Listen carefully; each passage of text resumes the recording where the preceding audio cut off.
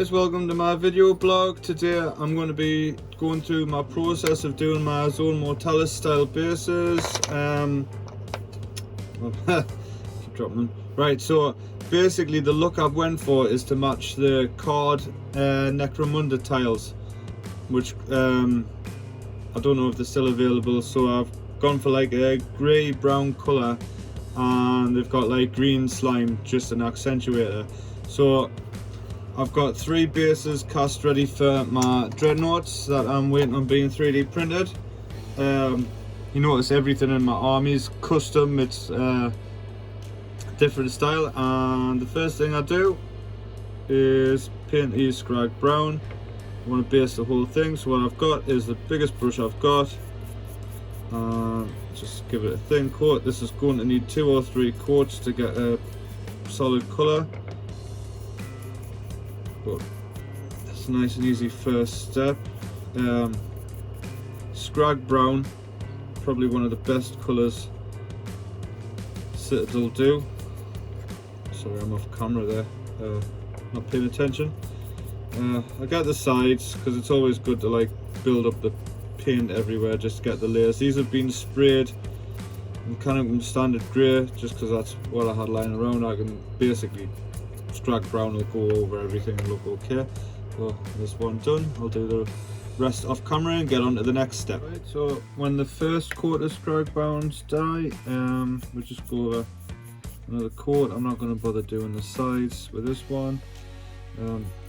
See, this brush is a really old army painter, like Drybrush or tank brush or some really old one, but it's fine for doing stuff like this. The bristles don't drop out, which is the main thing. See, when I'm doing like stuff like this, I'm not really fussed about taking paint straight from the pot in the Citadel pots. I've never had an issue with that. I know some people hate it. Some people are like, oh, everything's got to be in dropper bottles. I'm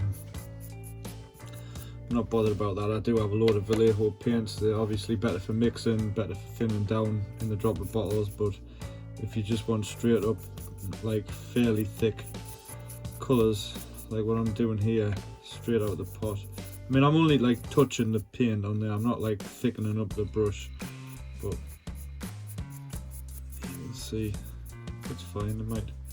I might have a few brush strokes when it dies, but it's a base, so I'm not bothered. Okay, so the 2 coats of Skragg brown is dry, so the next thing I'm going to do is just give it a wash, but instead of using like Agrax or whatever, I'm going to use contrast darkoath flesh. Give it a good shake. Normally I would have this on a paint holder, like a non-spilled paint holder, but because I can't get that on the video, I'm not doing that, so I just use it straight from the pot, same as before. Halfway up the bristles. I've got a size 6 brush here. I probably could still use that big one, and I'm just trying to like get it in all the gaps, so it's a bit like a thick wash basically. Just gives it a bit of texture, get in the gaps, just a bit of shading. Just like that.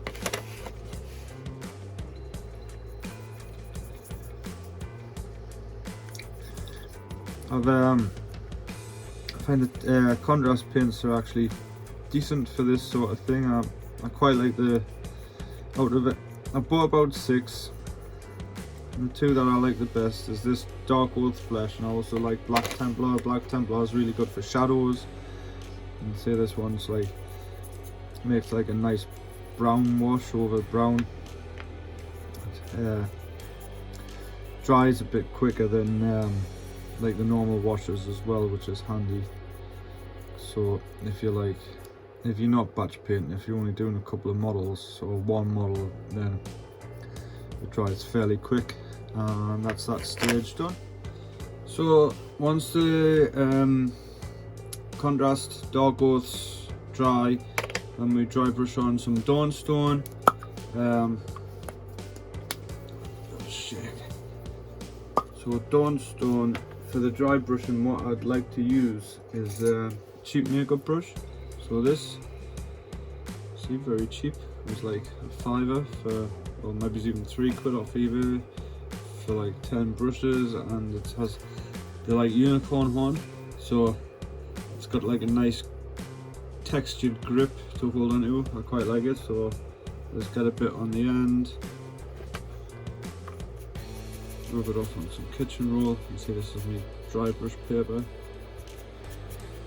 then just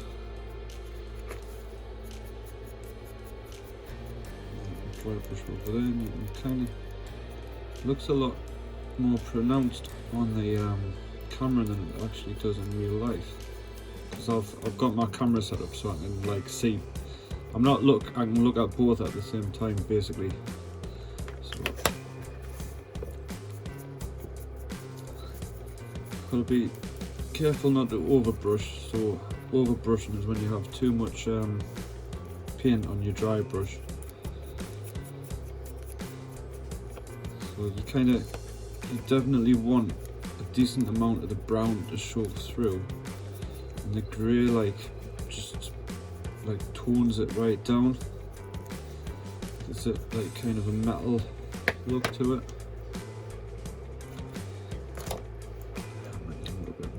So I'd literally just touch the end of the brush on the paint and wipe it off on the kitchen roll.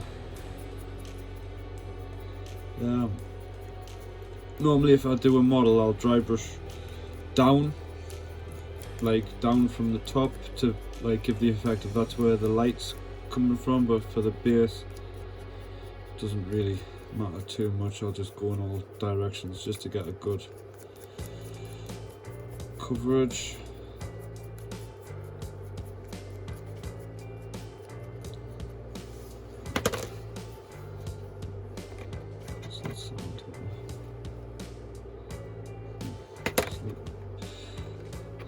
Resin's not quite set properly in that base, so it's feels like there's a hollow gap inside it.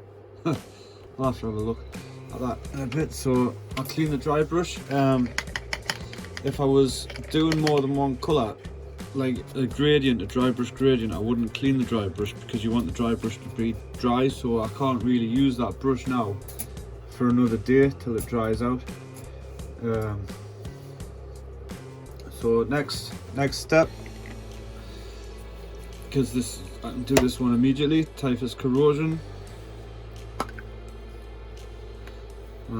Basically without any real thought, I'm just blobbing it onto areas, maybe it's like where dirt would sit. You see I'm leaving like the higher bits off, but obviously I don't want them all to be like the same. You just want bits and pieces all over the place. You don't have to be neat, you're just looking for like a bit of artistry really in this.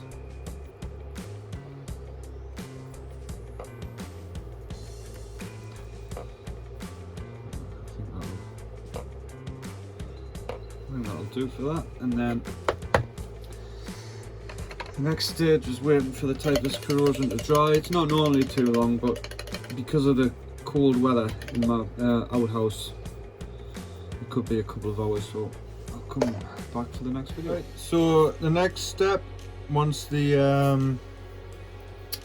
it's called Typhus corrosion's dry, is just dry brush on some Ryza rust over the Typhus corrosion.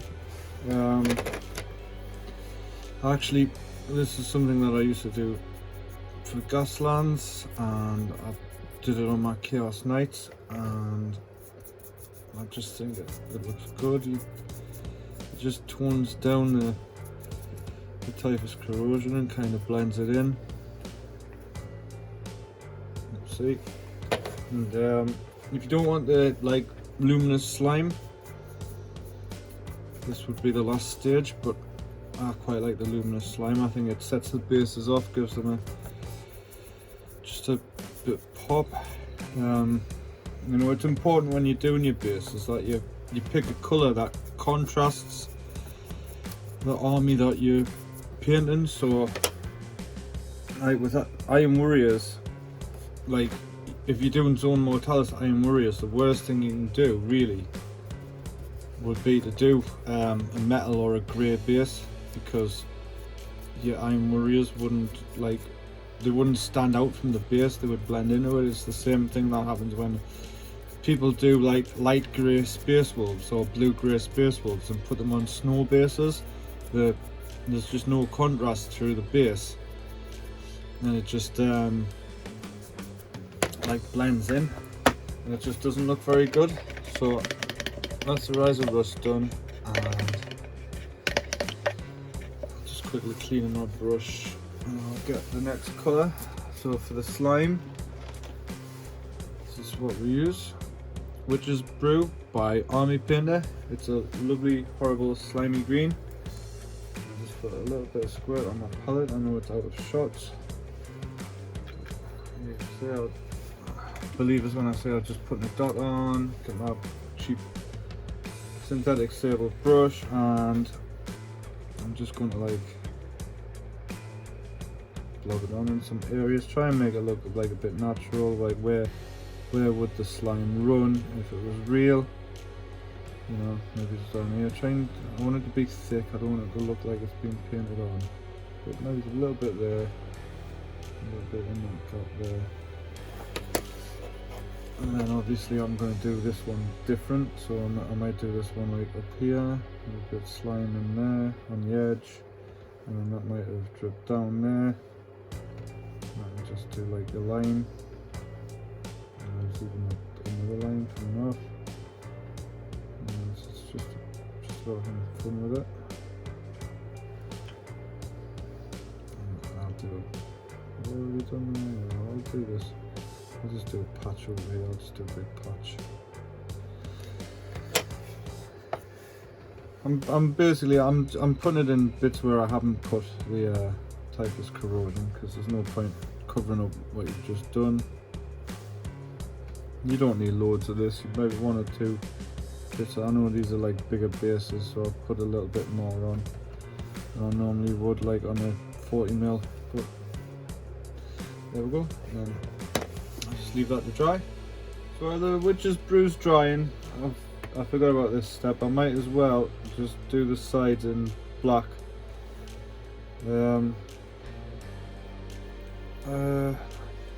Black base rims I don't always do. Sometimes what I would do would be I'd pick a colour that like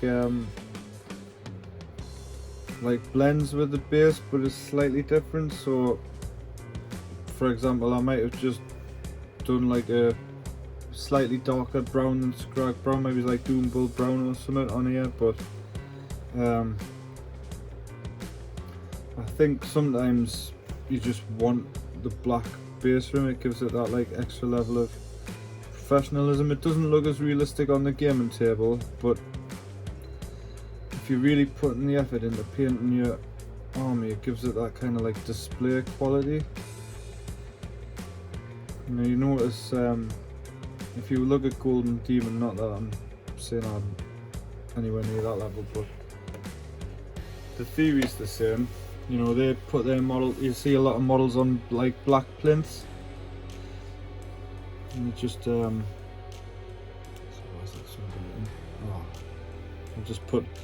just zoomed out and I had a bit of paint on my thumb, and I've just got paint on my screen.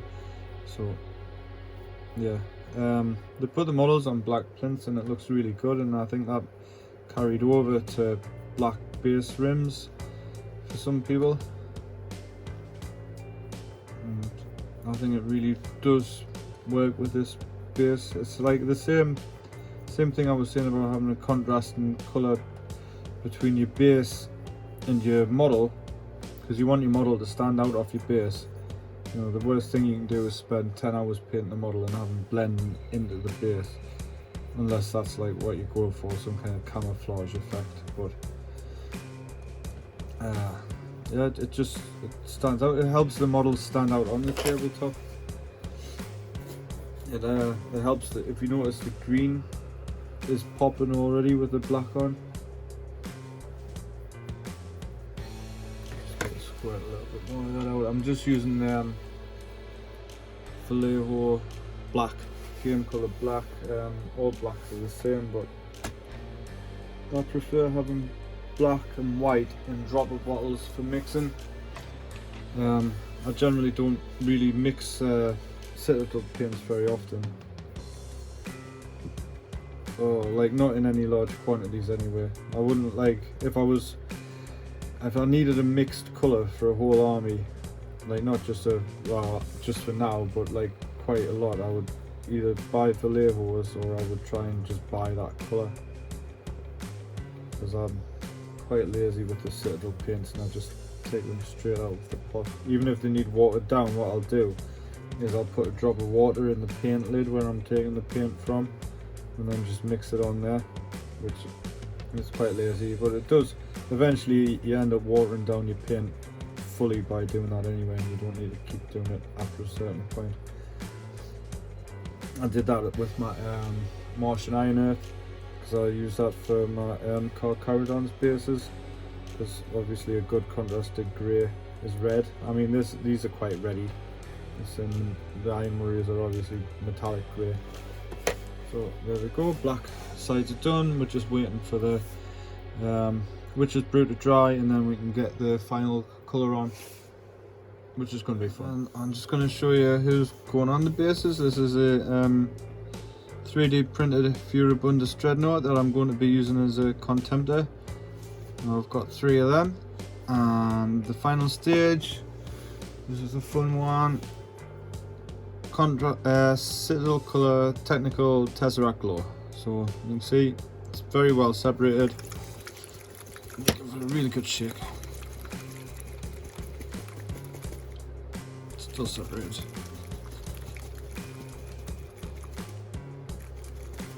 There we go. So this is a lovely luminous green, and same as before. I just got my cheap. These are 10 for a $5 off eBay, synthetic sable, and I'll just go over the Witch's Glow. I just went on the black there a little bit. I can get that. I can go over the black afterwards if I've smudged it in. But I'm just going to go over the Witch's Glow with this Witch's Brew with the Tesseract Glow. And it's going to give it like a proper slimy look once it's dried, but this is going to take a while to dry properly because I'm putting it on quite thick. I've used it for like power swords and stuff before, where I've just, you can even go like over further off from the edge to give it like a watery, like a fade. But yeah, I've used it for power swords and stuff over white, and you only need like a really thin coat, but I want this to like look like slime, so I'm doing it fairly, I mean not ridiculously thick, but you know, I'm putting a good amount of it on there.